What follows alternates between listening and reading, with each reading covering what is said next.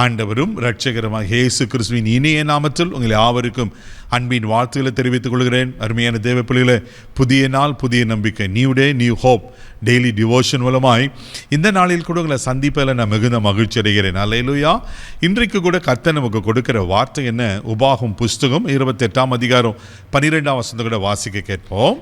ஏற்ற காலத்தில் உன் தேசத்திலே மழை பெய்யும், நீ கையிட்டு செய்யும் வேலைகளை எல்லாம் ஆசீர்வதிக்கவும் கர்த்தர் உனக்கு தமது நல்ல பொக்கிஷசாலையாகிய வானத்தை திறப்பார்.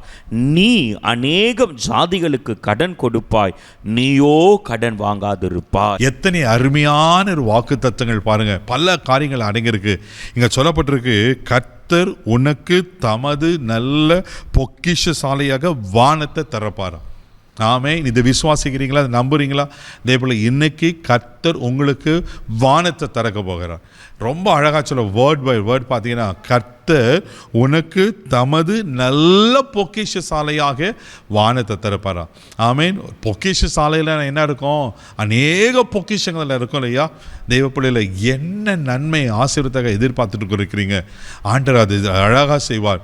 அதை சொல்லிட்டு அதுக்கு முன்னாடி 2 காரியங்களை சொல்கிறாரு. ஏற்ற காலத்தில் உன் தேசத்தில் மழை பெய்யவும், ஒன்று நீ கையிட்டு செய்யும் வேலைகளெல்லாம் ஆசீர்வதிக்கவும்.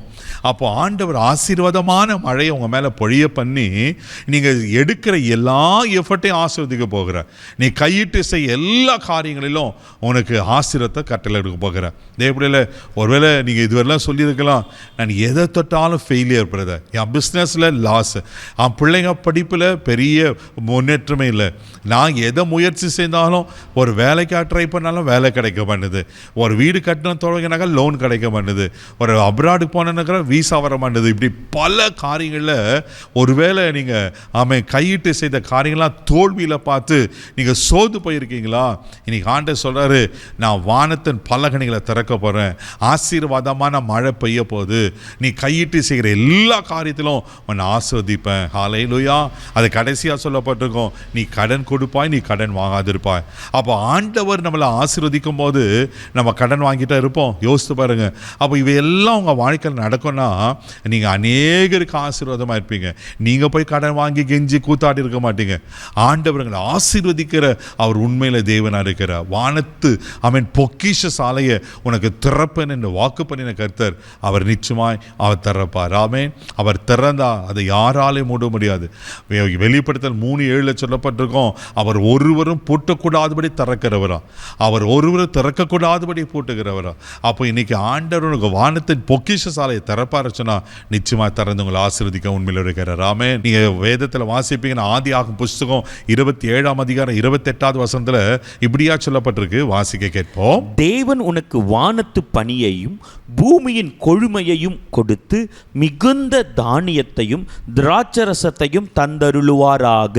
அப்படியே யாக்கோபை ஆண்டவர் ஆசீர்வதித்து சொல்லுவா, வானத்து பனியினால, பூமியின் கொழுமையினால. இந்த வானத்து பனி எதை குறிக்கிறது தெரியுமா? ஆவிக்குரிய ஆசீர்வாதங்கள். பூமியின் கொழுமை உலகத்துக்குரிய ஆசீர்வாதங்கள். தேவப்பிள்ளையில அன்னைக்கு யாக்கோப்பை தான் தகப்பன் ஈசாக்கு அப்படி அளவில்லாமல் ஆசீர்வதிப்பார்னா, பரம தகப்பன் ஆண்டவர்களை ஆசீர்வதிக்க விட்டுற மாட்டாரா? ஒரு நாளும் உங்களை கைவிட மாட்டார். அவர் வானத்தின் பொக்கிஷ சாலையை திறந்து உங்களை ஆசீர்வதிப்பார்னா அவர் நிச்சயமாக உங்களை ஆசீர்வதிப்பார். ஹல்லேலூயா. அவர் வானத்து பனியினால, பூமியின் கொழுமையினால் ஆசீர்வதிக்கிற கர்த்தர். தேவப்பிள்ளையில ஆசீர்வாதமான மழையை கொடுத்து நீங்கள் கையிட்டு செய்ய எல்லா வேலைகளும் ஆசீர்வித்து உங்களை கனப்படுத்த உண்மையில் இருக்கிறார். கண்களை மூடி நம்ம ஜெபிக்கலாம். அன்பு தகப்பனே, உமக்கு நன்றி சொல்ல துதிக்கிறோம், ஸ்தோத்திரப்பா.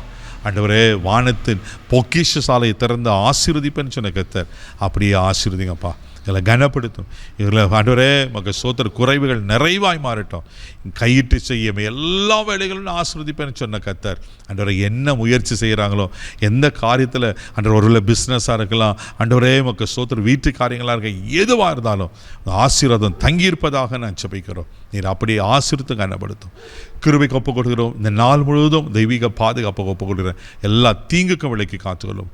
இயேசுவின் மூலம் ஜெபக்கலாம் பிதாவே, ஆமென். அவர் உங்கள் பொக்கிஷ சாலையிலிருந்து உங்களை ஆசீர்வதிப்பார். தைரியமாக போங்க. God bless you.